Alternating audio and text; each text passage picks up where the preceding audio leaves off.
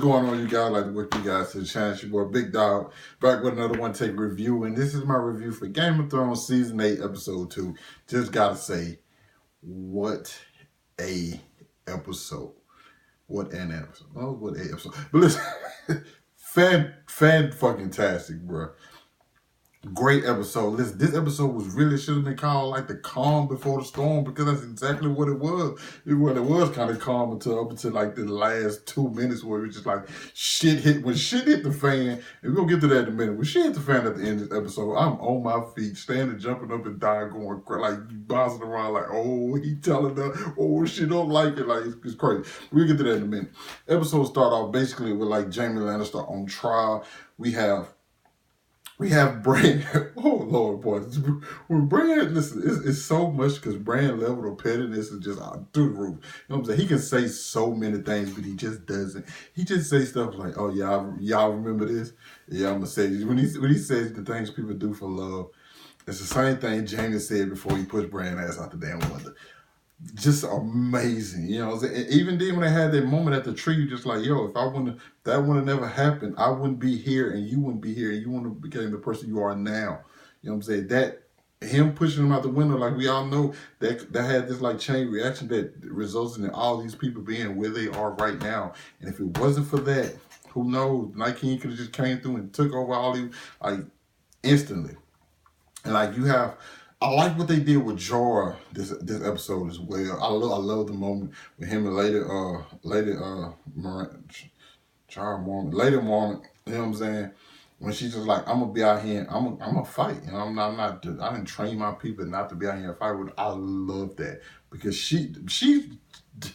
it's like she does not be there alone. But every time you see her, it's like she just captivating you. Like she get a damn Optimus Prime type speeches, just like, you know what? All right, I'm definitely gonna ride. I'm riding with her. Like, whatever she's doing, I'm with it. You know what I'm saying? I like that she gonna be out there and fight. I don't want her to die. I really don't want her to die. But it seems like nobody's optimistic. Like everybody's just like, hey, well, this is our last night on Earth, you guys. It's just we just stuck it out. You know what I'm saying, with each other. Because it's like nobody says like, oh, we gonna win. Tyrion says it one time, and I don't even think he actually believed himself when he said it. Like he said multiple times, even though he said the one time like, I think we're gonna win, he said multiple times, yeah, I think we all gonna die. You know what I'm saying? Even when he was talking about dying and turn into a White Walker to go down and rip Cersei apart, it was hilarious. But it's just so many different character moments. The moment where Brienne was knighted by Jaime. I mean, you just gotta look at this episode and just think so many moments are happening, so many things are wrapping up because this big battle, and you don't know who's coming out this battle, but you know everybody who's going in. You don't know who's coming. You don't know this. Tomorrow it goes down because this. Like I said, me and my friends got a Deadpool going. I got Theon dying first. He posted down the first episode, but it's all good. You know what I'm saying? Him guarding Bran, which is like a hot target for people. You know what I'm saying? I still might win. But that's neither here nor there. He even like he's redeemed. At this point, Theon, I used to hate Theon. Theon did some horrible things, and then you got to understand.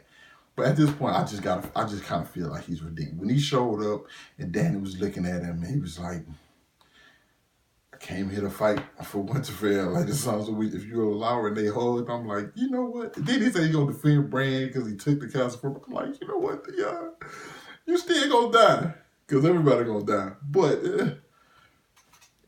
good job, man. You couldn't be mad at their point.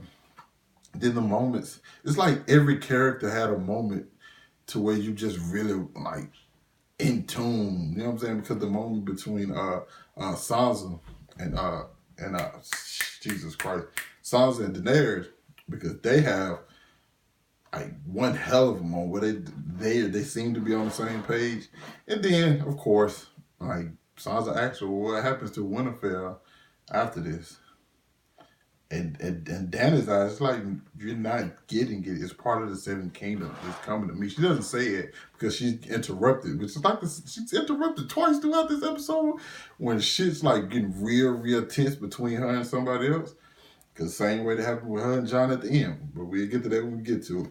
We get Arya and Gendry. Everybody's been waiting for that to happen for so long. Me, I didn't really care until this episode, and then this is one of those moments I stood up like, oh, is it happening? Is it? Oh, it's definitely happening. I'm thinking John gonna come in and interrupt it. Nobody, like literally nobody came, and it just happened. I'm like, wow. Like I'm mind blown. The moment between her and the mountain. I mean, not the mountain. Her and the Hound. It's just everything is wrapping up in such a way to it's like you know what everybody wants after this, or you know what everybody's dreams and aspirations. Because even two of my favorite people, Missandei and Grey Worm, when he tell her like, hey, we can go, I can take you back to those beaches. You know what I'm saying? It's just me and you. After this is over, I'm here to protect you. And I know my boy Grey Worm ain't gonna make it out, man. I just know he ain't gonna make it out, man. It's gonna hurt my feelings, dog. But it's Grey Worm, I'm sorry. Grey Worm's on the front line. And he's super savage. And he with the shits. He not making it out, people.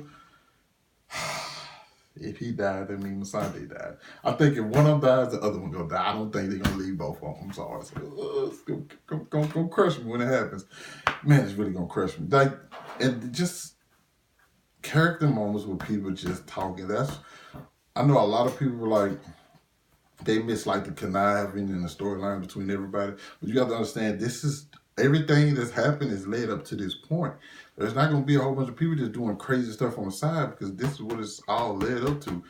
And just you see that when everybody just sitting around and in tears like, you know what I'm saying? There was one point in time where all of us has fought the Starks. You know what I'm saying? We lived through all these battles. It's just like it's come to this.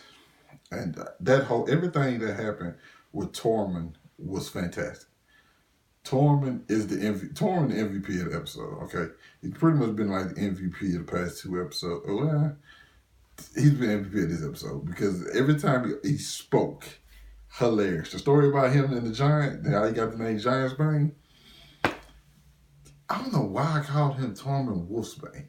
Well, I don't know where the hell that came from. What is Giantsbane? But like that was great. And he really want Brienne. Brienne might as well. Come on now, Brienne. You can have giant babies. But speaking of babies, let's talk about Lyanna Stark, baby. That whole moment, it was like that was just like when you watch Danny tell Sam she killed his father and brother. That's what that was like. Because he's breaking it down to like everything that happened. She don't want to hear it. So now, after this is over, we really gonna get to see. In my mind, thinking Danny gonna kill like in her mind, if she could have killed John right then, she would have slaughtered him. Because at that moment, she like this motherfucker. All this time, I thought I was set to be queen, but it's him. And he just found this out. And it's insane. Like this episode was fantastic. I know I left some stuff out because it touched on everybody. Even the moment I wish I could have missed was the moment between Davos and the little girl, and the little girl talking about she gonna fight. And you can see the little scar on her face and remind you of Shireen. As soon as that happened, I said, please go to the crypts. I do not want to see another little kid die on this show. I'm sorry. I know that's what this show is. I know this show can get gruesome at times, but I do not want to see another little kid die after the shit I've seen with Shireen. Especially her dying and she gonna come back as a White Walker and they gonna have to kill her again. I do not want to see that. If it happens, of course I'm watching it, but I'm not gonna turn my head and I'm gonna watch it and be like, oh shit. But like still I don't want to see that. It's a fantastic episode. And now the horns are going off. The dead are here. You see all his lieutenants, but you don't see him. You know he's somewhere up on that motherfucking dragon finna bring fire down on their ass. Fantastic episode. Can't wait till next week.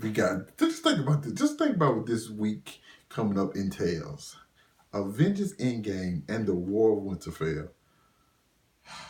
Jesus Christ, I don't know if you're ready. You guys let me know what you thought about the episode down in the comments, man. Hit that like button, subscribe to my channel. I'll catch you guys later. Peace.